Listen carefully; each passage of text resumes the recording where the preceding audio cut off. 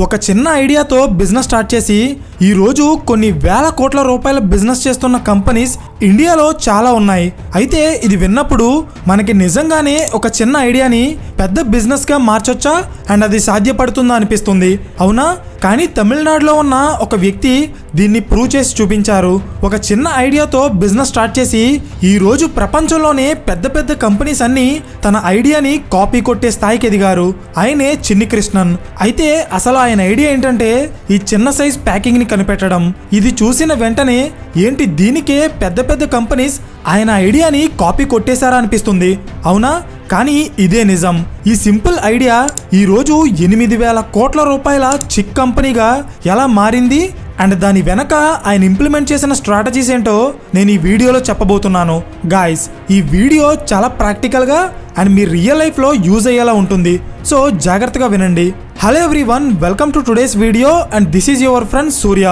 1978లో తమిళనాడులో ఉన్న కుడ్డలూర్ అనే ప్లేస్లో చిన్ని కృష్ణన్ అనే వ్యక్తి ఉండేవారు. ఆయన తనకున్న పొలంలో వ్యవసాయం చేస్తూ ఒక చిన్న ఫార్మాసిటికల్ బిజినెస్ చేసేవారు. అయితే ఆయనకు వచ్చిన ఐడియా ఏంటంటే ఇండియాలో బేసిక్గా 2 టైప్స్ ఆఫ్ కస్టమర్స్ ఉంటారు.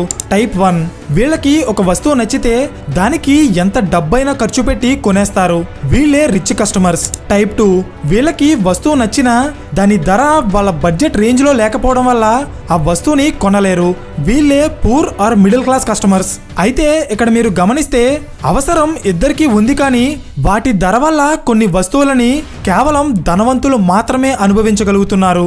సో ఈ డిఫరెన్స్ని నోటీస్ చేసిన చిన్ని కృష్ణన్ గారు ధనవంతుడు యూజ్ చేసే ప్రతి వస్తువు పేదవాడికి కూడా అందుబాటులో ఉండాలనే ఆలోచనతో ఇండియాలోనే ఫస్ట్ టైం శాషెస్ అనే కాన్సెప్ట్ని ఇంట్రడ్యూస్ చేశారు. అంటే మినీ ప్యాకింగ్ అన్నమాట. అయితే ఇది ఎలా పనిచేస్తుందో చెప్తా చూడండి. 1970s టైంకి ఇండియాలో టాల్కమ్ పౌడర్స్ అండ్ షాంపూ లాంటి బేసిక్ ఎసెన్షియల్ ప్రొడక్ట్స్ని లగ్జరీ ప్రొడక్ట్స్గా చూసేవారు. ఎందుకంటే ఈ ప్రొడక్ట్స్ని తయారు చేసే కంపెనీస్ అన్నీ కూడా ఇండియాలో ఉన్న ధనవంతుల్ని టార్గెట్ చేసి వాళ్ళ బిజినెస్ చేసేవి. అంటే వాళ్ళు తయారు చేస్తున్న వస్తువులకి తక్కువలో చూసిన 50 నుండి 100 రూపాయల ధర పెట్టి కేవలం పెద్ద సైజ్ ప్యాకింగ్స్ని మాత్రమే అమ్మేవి. సో ఇక్కడ వచ్చిన ప్రాబ్లం ఏంటంటే పెద్ద పెద్ద ప్యాకింగ్స్ యొక్క ధర ఎక్కువగా ఉండటం వల్ల తక్కువ ఆదాయం వచ్చే కూలీలు, రిక్షా వాళ్ళు అండ్ డైలీ లేబర్స్ లాంటి పేదవాళ్ళు ఎవరు కూడా ఈ ప్రొడక్ట్స్ని యూజ్ చేసేవారు కాదు. ఎందుకంటే వీళ్ళకి ఒక నెల మొత్తం కష్టపడితే వచ్చే ఆదాయం 1000 నుండి 1500 మాత్రమే. అందులో ఒక టాల్కమ్ పౌడర్కి అండ్ షాంపూకే 100 నుండి 150 రూపాయలు ఖర్చు పెట్టాలంటే ఈ పేదవాళ్ళకి అది చాలా కష్టమైన పని. సో ఇది గమనించిన చిన్ని కృష్ణన్ గారు talcum powder, Epsom salt and shampoos లాంటి బేసిక్ ఎసెన్షియల్ ప్రొడక్ట్స్ని స్మాల్ శాషెస్లో ప్యాక్ చేసి అమ్మేవారు. సో దీనివల్ల వచ్చే తేడా ఏంటంటే పెద్ద ప్యాకింగ్ 50 నుండి 100 రూపాయల ధర ఉంటే ఈ చిన్న శాషే ₹1 నుండి ₹2 మాత్రమే ఉంటుంది. అంటే ఒక కూలి పని చేసుకునేవాడు ఒకేసారి 150 రూపాయలు పెట్టి షాంపూ బాటిల్ కొనలేకపోవచ్చు, కానీ వారానికి ఒకసారి ₹1 ఖర్చు పెట్టి ఈ చిన్న శాషేని కొని యూజ్ చేయడం అనేది వాళ్ళకి అంత కష్టంగా ఉండదు. అంటే ధనవంతుడు కొనే ప్రతి వస్తువు ఇప్పుడు పేదవాడు కూడా కొనగలుగుతాడు. అర్థమైందా? కానీ చిన్ని కృష్ణన్ గారు స్టార్ట్ చేసిన ఈ బిజినెస్ అప్పట్లో పెద్దగా సక్సెస్ అవ్వలేదు. ఎందుకంటే ఆయన తమిళనాడులో ఉన్న ఒక చిన్న పల్లెటూరిలో ఈ బిజినెస్ చేసేవారు. సో ఆయన తన ప్రోడక్ట్కి మార్కెటింగ్ చేయకపోవడం వల్ల తన బిజినెస్కి జనాల్లో గుర్తింపు లేక అది పెద్దగా సక్సెస్ అవ్వలేదు. ఫైనల్గా ఆయన 1982లో చనిపోయారు. అయితే చనిపోయింది చిన్ని కృష్ణన్ గారే, కానీ ఆయన ఐడియా కాదు. ఎందుకంటే ఆయన చనిపోయాక తన 4 కొడుకులు ఈ బిజినెస్ని ముందుకు తీసుకెళ్లడానికి వెల్వెట్టి షాంపూస్ అనే పేరుతో ఒక కంపెనీ స్టార్ట్ చేసి చిన్న చిన్న శాషే ప్యాక్స్లో షాంపూని అమ్ముతూ తమిళనాడులో బిజినెస్ చేసేవారు. కానీ ఈ 4 కొడుకుల్లో ఒకరైన సికే రంగనాథన్ గారు 1983లో ఈ ఫ్యామిలీ బిజినెస్ నుండి బయటకు వచ్చి ఒక 15,000 రూపాయల పెట్టుబడితో సొంతంగా ఒక కంపెనీ స్టార్ట్ చేశారు. అదే కెవెన్ కేర్. ఆయన ఒక చిన్న గదిలో 2 కెమిస్ట్రీ స్టూడెంట్స్ని హైర్ చేసుకుని వాళ్ళతో కలిసి ఒక షాంపూని తయారు చేసి దానికి ఆయన తండ్రి గారి పేరు పెట్టారు. అదే చిక్ షాంపూ.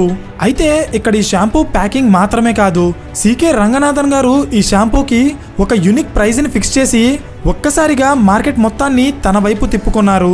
ఎలా అంటే 1980s టైంకి ఇండియాలో మేజర్గా అమ్ముడవుతున్న shampoos Clinic Plus and Sunsilk. ఈ కంపెనీస్ వాళ్ళ షాంపూస్ని 100 ml ప్యాకింగ్ కంటే తక్కువ ఆఫర్ చేసేవి కాదు. సో ఈ 100 ml బాటిల్ 40 రూపీస్ కాస్ట్ ఉండేది. కానీ రంగనాథన్ గారు చిక్ షాంపూ 5 ml శాషేని కేవలం 75 పైసలకి మాత్రమే అమ్మేవారు. సో దీనివల్ల సొసైటీలో కటిక పేదరికం అనుభవించే వాళ్ళు కూడా ఈ చిక్ షాంపూస్ని ఈజీగా కొని యూజ్ చేయగలుగుతారు. మీకు లాజిక్ అర్థమైందా?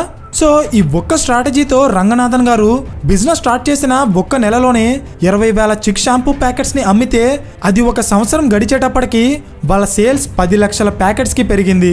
1989 వచ్చేటప్పటికి ఇండియన్ షాంపూ బిజినెస్లో చిక్ కంపెనీ చాలా అంటే చాలా వేగంగా ఎదిగిపోతుంది. సో ఇది గమనించిన Godrej, clinic Plus and Sunsilk లాంటి కంపెనీస్ కూడా వాళ్ళ షాంపూస్ని శాషేస్లో ప్యాక్ చేయడం స్టార్ట్ చేశారు. బట్ అప్పటికే చాలా లేట్ అయిపోయింది. ఎందుకంటే ఇండియాలో ఉన్న పేద అలాగే మధ్యతరగతి వాళ్ళకి చిక్ షాంపూ ఆల్రెడీ ఒక ఫేవరెట్ బ్రాండ్గా మారిపోయింది. అయితే ఇక్కడ మీకు ఒక విషయం తెలియాలి. నిజానికి ఈ శాషే ప్యాకింగ్ అనే ఐడియా సికే రంగనాథన్ గారిది కాదు, ఆయన ఫాదర్ అయిన చిన్ని కృష్ణన్ గారిది. సో ఆల్రెడీ మనం వీడియో స్టార్టింగ్లో మాట్లాడుకున్నట్టే చిన్ని కృష్ణన్ గారు ఈ బిజినెస్లో ఫెయిల్ అవ్వడానికి కారణం ఆయన తన ప్రొడక్ట్కి సరిగా మార్కెటింగ్ చేయకపోవడమే.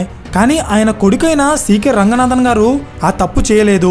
అప్పటి వరకు షాంపూ బిజినెస్లోని ఎవరు యూజ్ చేయని మార్కెటింగ్ స్ట్రాటజీస్ యూజ్ చేసి రంగనాథన్ గారు చిక్ షాంపూని ఇండియాలోనే వన్ ఆఫ్ ద టాప్ బ్రాండ్గా మార్చారు. అయితే ఆయన యూజ్ చేసిన స్ట్రాటజీస్ ఏంటో ఇప్పుడు చూద్దాం. Strategy number 1, focusing on rural areas. ఇండియాలో Clinic Plus, Sunsilk and Dove లాంటి కంపెనీస్ రిచ్ పీపుల్ని టార్గెట్ చేసి వాళ్ళ బిజినెస్ చేస్తుంటే చిక్ కంపెనీ ఎప్పుడు కూడా రూరల్ ఇండియా మీదే ఎక్కువగా ఫోకస్ చేసింది. అండ్ పల్లెటూళ్ళలో ఉండే ప్రజలకి ఈ షాంపూ గురించి తెలియజేయడానికి సౌత్ ఇండియాలో బాగా ఫేమస్ అయిన రజనీకాంత్ లాంటి యాక్టర్స్ నటించిన మూవీస్ని పల్లెటూళ్ళలో ప్లే చేసేవారు. దీనివల్ల చాలామంది జనాలు ఆ మూవీ చూడటానికి వచ్చేవారు. సో ఇక్కడ రంగనాథన్ గారు ఏం చేశారంటే జనాలు ఆ మూవీలో బాగా లీనమై చూస్తున్న టైంలో మూవీ మధ్యలో ఆయన చిక్ షాంపూ అడ్వర్టైజ్మెంట్స్ని ప్లే చేసేవారు. సో జనాలు ఆ యాడ్ని చూసిన తర్వాత అదేంటో తెలుసుకోవాలి అనే ఇంట్రెస్ట్ వస్తుంది కదా.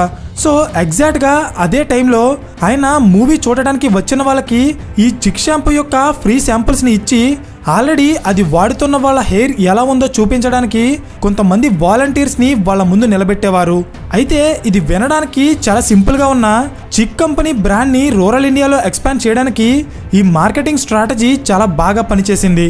Strategy number 2, free శాషే scheme. ఇది నిజంగా జీనియస్ స్ట్రాటజీ అనే చెప్పాలి.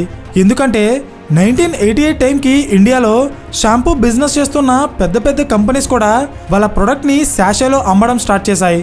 కానీ చిక్ కంపెనీ తన కాంపిటీటర్స్తో పోటీ పడడానికి ఒక స్కీమ్ లాంచ్ చేసింది. అదేంటంటే ఎవరైనా కస్టమర్ వాడి పడేసిన ఒక 5 షాంపూ శాషేస్ని కలెక్ట్ చేసి రీటైల్ షాప్లో ఇస్తే వాళ్ళకి ఫ్రీగా ఒక చిక్ షాంపూని ఇస్తారు. అయితే వాళ్ళు కలెక్ట్ చేసే శాషేస్ ఏ కంపెనీ అయినా పర్వాలేదు. సో ఇనిషియల్గా ఈ స్కీమ్ వల్ల చిక్ షాంపూ బ్రాండ్ గురించి కస్టమర్స్కి బాగా తెలిసింది. కానీ అసలు స్ట్రాటజీ ఇది కాదు. చిక్ కంపెనీ కొన్ని రోజులకి ఈ స్కీమ్లో ఒక చేంజ్ తీసుకొచ్చింది. ఎలా అంటే ఇంతకు ముందు కస్టమర్ ఏ కంపెనీ శాషేస్ ఇచ్చినా వాళ్ళకి చిక్ షాంపూని ఫ్రీగా ఇచ్చేవారు. కానీ తర్వాత దాన్ని ఎలా మార్చారంటే వేరే కంపెనీవి కాకుండా కేవలం చిక్ కంపెనీ శాషేస్ని ఇస్తే మాత్రమే వాళ్ళకి చిక్ షాంపూ ఫ్రీగా ఇచ్చేవారు. సో దీని వెనుకున్న లాజిక్ ఏంటంటే ఫ్రీగా వస్తున్న ప్యాకెట్ తీసుకోవడానికి వాళ్ళు సెకండ్ థాట్ లేకుండా చిక్ షాంపూస్నే కొంటారు. అండ్ అది కూడా నార్మల్గా కొనేదానికంటే ఎక్కువ కొంటారు. గాయ్స్ మీరు గమనిస్తే ఇక్కడ ఒకే ఐడియాతో ఒకవైపు ఆ బ్రాండ్కి మార్కెటింగ్ పెరుగుతుంది, ఇంకోవైపు ఆ కంపెనీకి సేల్స్ పెరుగుతున్నాయి. అండ్ దీని రిజల్ట్ ఏంటంటే ఒక్కసారిగా ఈ కంపెనీ సేల్స్ 10 లక్షలు దాటేసి చిక్ కంపెనీ సౌత్ ఇండియాలోనే నెంబర్ 1 షాంపూ బ్రాండ్గా మారిపోయింది. Strategy number 3, competitive pricing. Chik company growth చూసిన చాలా కంపెనీస్ వాళ్ళ షాంపూస్ని కూడా శాషేస్లో తయారు చేసి వాటికి ₹1 నుండి ₹2 ప్రైస్ పెట్టి అమ్మడం స్టార్ట్ చేశారు. సో దీనివల్ల కస్టమర్స్లో కన్ఫ్యూజన్ క్రియేట్ అయింది. అండ్ ఈ కన్ఫ్యూజన్ని పోగొట్టడానికి చిక్ కంపెనీ వాళ్ళకి వస్తున్న లాభాలని తగ్గించుకుని మరీ వాళ్ళ షాంపూ ధరని 75 పైసల నుండి 50 పైసలకి తగ్గించింది. అంటే ₹1 వాళ్ళ షాంపూ అమ్మేదన్నమాట. దీన్నే కాంపిటేటివ్ ప్రైజింగ్ అంటారు. సో దీనివల్ల మళ్ళీ కస్టమర్స్కి చిక్ కంపెనీయే ఒక బెస్ట్ చాయిస్గా మారి 2003 టైంకి చిక్ కంపెనీ ఇండియన్ షాంపూ బిజినెస్లో 22% మార్కెట్ షేర్తో ఇండియాలోనే సెకండ్ లార్జెస్ట్ షాంపూ బ్రాండ్గా ఎదిగిపోయింది. Strategy number 4, focusing on local fragrance. మీరు గమనిస్తే సౌత్ ఇండియాలో ఉండే ఆడవాళ్ళు ఎక్కువగా వాళ్ళ జడలో మల్లెపూలు పెట్టుకుంటారు. సో ఇది గమనించిన సికే రంగనాథన్ గారు ఇండియాలోనే ఫస్ట్ టైం జాస్మిన్ ఫ్రేగ్రెన్స్తో వాళ్ళ షాంపూస్ని ఇంట్రడ్యూస్ చేశారు. సో దీనివల్ల సౌత్ ఇండియాలో ఉండే ఆడవాళ్ళకి చిక్ షాంపూ ఒక ఫేవరెట్ బ్రాండ్గా మారిపోయింది. అయితే ఈ స్ట్రాటజీ ఆ కంపెనీకి సేల్స్ పెంచడమే కాదు, ఆడవాళ్లలో మంచి గుర్తింపు వచ్చేలా చేసింది. ఐ థింక్ ఈ లాజిక్ మీకు అర్థమైంది అనుకుంటున్నాను. సో మై డియర్ ఆడియన్స్, ఈ టోటల్ కేస్ స్టడీలో మనం ఫోకస్ చేయాల్సిన కొన్ని ఇంపార్టెంట్ పాయింట్స్ ఏంటంటే, సికే రంగనాథన్ గారు చిక్ కంపెనీకి ఎంత మార్కెటింగ్ చేసినప్పటికీ బేసిక్గా అది సక్సెస్ అవ్వడానికి కారణం మాత్రం ఆయన ఫాదర్ చిన్ని కృష్ణన్ గారు కనిపెట్టిన శాషే అనే కాన్సెప్టే. అయితే ఈ శాషే ప్యాకింగ్ అనేది డైరెక్ట్గా చిక్ కంపెనీ సక్సెస్కి కారణమైతే ఇండైరెక్ట్గా ఎఫ్ఎంసీజీ మార్కెట్లోని ఒక రెవల్యూషన్ని క్రియేట్ చేసింది.